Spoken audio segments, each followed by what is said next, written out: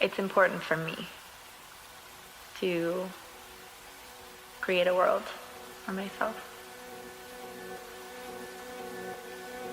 That's how I see it.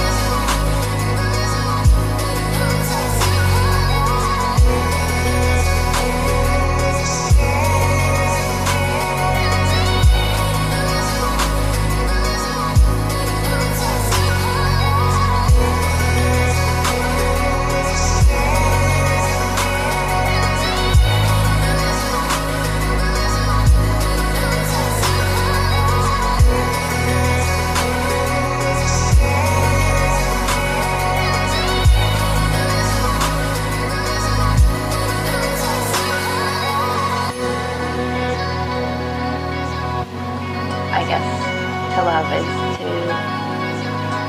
that's the whole spectrum of life right there. And love is a focal point for humans, like from birth to death, sort of what we're here for in a lot of ways, for love and interaction with other people and self-love and loving others and getting to a place where you're not